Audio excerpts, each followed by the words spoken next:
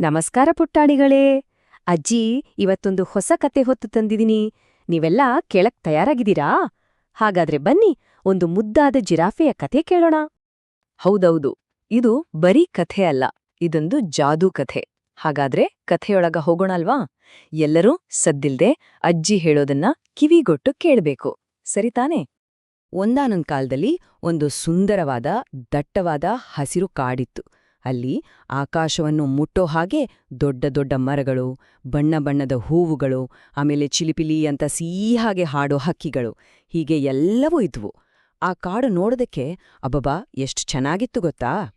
ಅದೇ ಕಾಡಿನಲ್ಲಿ ತುಂಬಾನೇ ಉದ್ದವಾದ ಕುತ್ತಿಗೆಯ ಒಂದು ಜಿರಾಫೆ ವಾಸವಾಗಿತ್ತು. ಅದರ ಹೆಸರು ಜೀನು. ಜೀನುವಿಗೆ ಮರದ ಮೇಲಿರೋ ಹಚ್ಚೋ ಹಸಿರು ಎಳೆಯ ಎಲೆಗಳನ್ನು ತಿನ್ನೋದಂದ್ರೆ ಬಹಳ ಇಷ್ಟ.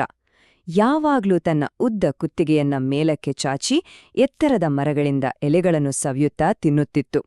ಒಂದು ದಿನ ನಮ್ಮ ಜೀನು ಹೀಗೆ ಆರಾಮವಾಗಿ ಎಲೆಗಳನ್ನು ತಿನ್ನುತ್ತಿದ್ದಾಗ ಒಂದು ಎತ್ತರದ ಮರದ ಮೇಲೆ ಒಂದೇ ಒಂದು ಎಲೆ ಮಾತ್ರ ವಿಚಿತ್ರವಾಗಿ ಹೊಳೆಯುತ್ತಿತ್ತು.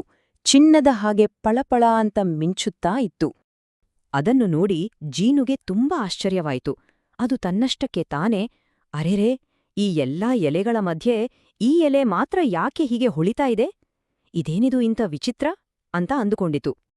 ಕುತೂಹಲ ತಡೆಯೋಕ್ಕಾಗಬೇ ಜೀನು ಆ ಹೊಳೆಯುವ ಎಲೆಯನ್ನು ತನ್ನ ಬಾಯಿಗೆ ಹಾಕೊಂಡು ತಿಂದೇ ಬಿಟ್ಟಿತು. ತಿಂದ ತಕ್ಷಣ ಏನೋ ಒಂದು ಜಾದೂ ಆದ ಹಾಗೆ ಆಯ್ತು. ಜೀನುವಿನ ದೇಹದಲ್ಲಿ ಒಂದು ವಿಚಿತ್ರವಾದ ಶಕ್ತಿ ಬಂದ ಹಾಗೆ ಅದಕ್ಕೆ ಅನ್ಸಿತು.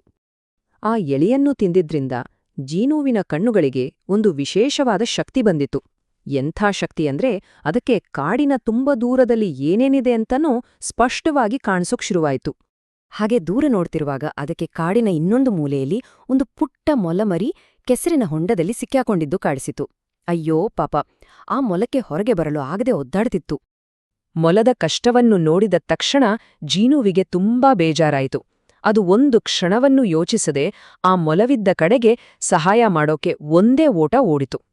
ಜೀನು ಕೆಸರಿನ ಹೊಂಡದ ಹತ್ತಿರ ಹೋಗಿ ತನ್ನ ಉದ್ದನೆಯ ಕುತ್ತಿಗೆಯನ್ನು ನಿಧಾನಕ್ಕೆ ಬಗ್ಗಿಸಿ ತುಂಬಾನೇ ಜಾಗರೂಕತೆಯಿಂದ ಆ ಮೊಲಮರಿಯನ್ನು ಕೆಸರಿನಿಂದ ಮೇಲೆತ್ತಿತು.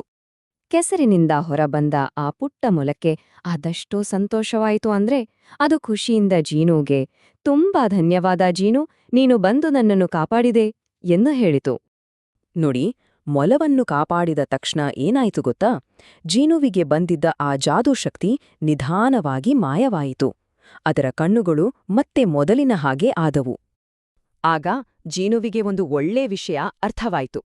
ಅದು ಸಂತೋಷದಿಂದ ನಗುತ್ತಾ, ನಮಗೆ ಯಾವುದಾದ್ರೂ ಶಕ್ತಿ ಸಿಕ್ಕಿದ್ರೆ ಅದನ್ನು ಹೀಗೆ ಒಳ್ಳೆಯ ಕೆಲಸಗಳಿಗೆ, ಬೇರೆಯವರಿಗೆ ಸಹಾಯ ಮಾಡೋದಕ್ಕೆ ಬಳಸ್ಬೇಕು ಅಂತ ಮನಸ್ಸಲ್ಲೇ ಅಂದ್ಕೊಂಡಿತ್ತು. ನೋಡಿದ್ರಲ್ಲ ಮಕ್ಳೇ, ಈ ಕಥೆಯಿಂದ ನಾವೇನ್ ಕಲ್ತ್ವಿ?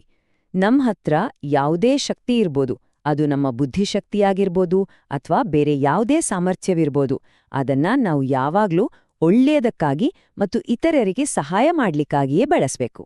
ಹಾಗಾದ್ರೆ ಈಗ ನೀವು ಹೇಳಿ, ಒಂದು ವೇಳೆ ನಿಮ್ಮತ್ರ ಯಾವುದಾದರೂ ಒಂದು ಜಾದೂ ಶಕ್ತಿ ಇದ್ದಿದ್ರೆ ನೀವದನ್ನು ಬಳಸಿ ಹೇಗೆಲ್ಲ ಬೇರೆಯವರಿಗೆ ಸಹಾಯ ಮಾಡುತ್ತಿದ್ರಿ? ಯೋಚನೆ ಮಾಡಿ ಆಯ್ತಾ? ಸರಿ, ಮುಂದಿನ ಕಥೆಯೊಂದಿಗೆ ಮತ್ತೆ ಸಿಗೋಣ. ನಮಸ್ಕಾರ ಮಕ್ಕಳೇ, ನಿಮಗೆ ಈ ಕಥೆ ಇಷ್ಟ ಆಯ್ತಾ? ಇನ್ನೂ ಹೀಗೆಯೇ ಮುದ್ದಾದ ಕನ್ನಡ ಕಥೆಗಳು ನೋಡಲು ನಮ್ಮ ಚಾನೆಲ್ ಅನ್ನು ಸಬ್ಸ್ಕ್ರೈಬ್ ಮಾಡಿ. ಈ ವಿಡಿಯೋಗೆ ಲೈಕ್ ಮಾಡಿ ಮತ್ತು ನಿಮ್ಮ ಸ್ನೇಹಿತರಿಗೆ ಶೇರ್ ಮಾಡಿ. ಮತ್ತೆ ಇನ್ನೊಂದು ಹೊಸ ಕಥೆಯಲ್ಲಿ ಭೇಟಿಯಾಗೋಣ. ಬಾಯ್ ಮಕ್ಕಳೇ.